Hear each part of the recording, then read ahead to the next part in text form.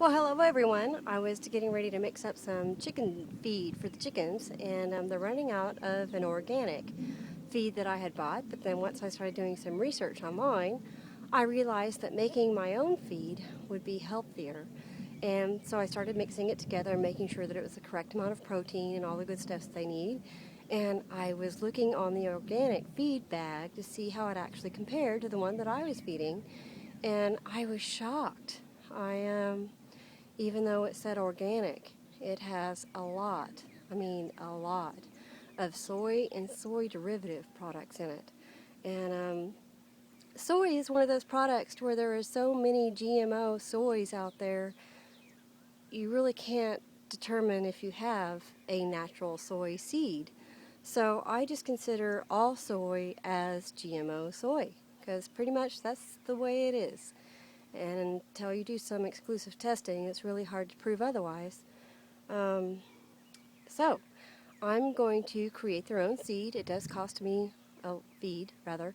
It does cost me a little bit more, but not much, especially since I can save my cost in other areas. Okay, so I can imagine some people might be asking, well, how did I get organic feed if it has GMO products in it? And the only answer I can give you is that the definition of organic is maybe not the same as what you might make it. Sorry, the sun is going behind clouds and it's windy, and so I kind of got to grab a spot while I can. Um, so in this particular case, I have a bag of organic feed, certified organic feed, yet it has soy and soy products in it, which may or may not be a GMO form of soy. That's just a opinion of mine that I have decided that there are so many cases to where farmers have had their fields, their soy fields, um, kind of almost contaminated with the GMO form of seeds that the GMO form is more prevalent than not. So I just consider all of soy as a GMO. Now that might be wrong on my part, but that's an opinion of mine, and that's what I'm going to go with. So it may not even be a non-organic substance in that bag, but I'm going to treat it as if it is, because genetically modified organisms, in the event that you don't know exactly what that is, it's not when you take a short tomato with a tomato plant, say, and then you put it with a big tomato that lasts a long time, and you want to get those short growth period with a tomato that is big and it lasts a long time. Well, all of those traits are desirable, so you put those two plants together and hope that you produce another plant that actually provides those traits that you're looking for. That is called hybridization, and to me, that's okay. That's part of what nature does all the time. So then another thing to consider is uh, different species breeding. Well, actually it's the same species. Let's take mammal, for instance, and let's say you take a zebra with a horse. Well, probably in nature that's not going to happen since the zebra's in Africa, but theoretically it could happen. It has happened, and mostly the produce of that union, product of that union rather, is sterile. Sometimes they're not, but in most cases it is, because that just isn't the way it's supposed to work, but sometimes it does. And that's part of nature again. It's not necessarily influence of man, it's just the way it works sometimes. But GMO, how that works is it cannot happen naturally in nature. It has to happen in a lab. And what they do is they take a genome, DNA, of a completely different species.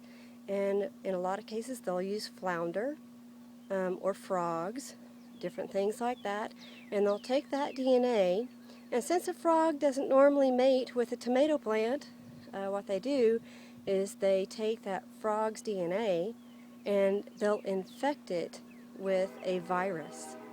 And then they'll take that virus and they'll infect the tomato plant with the virus to get that DNA from the frog into the tomato plant.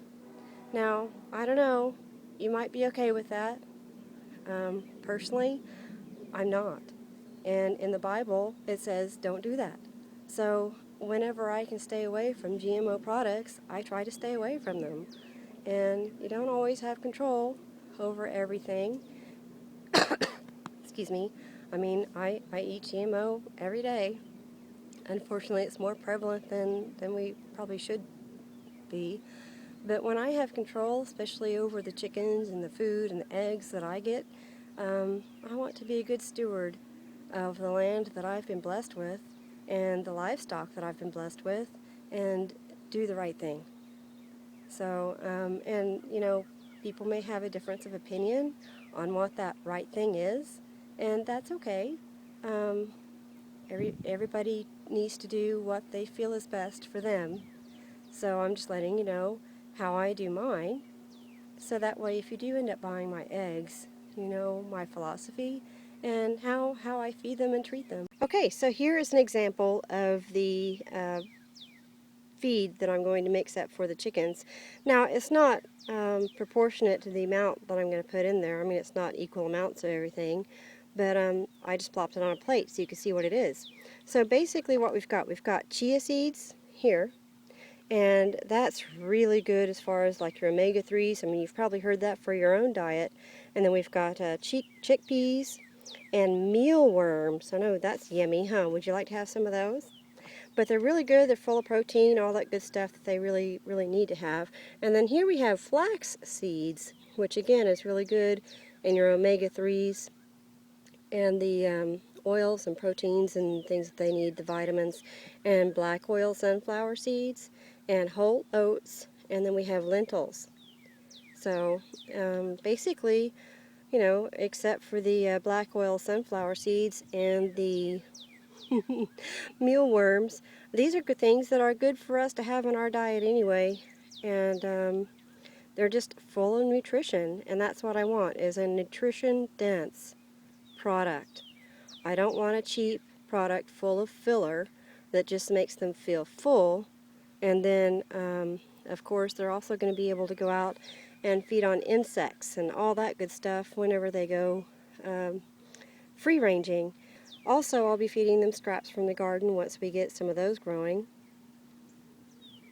So now you have an idea of how I'd like to feed my chickens. We'll give it a try, see how it works out, and I think it's going to be so much more nutritious and certainly more delicious for them.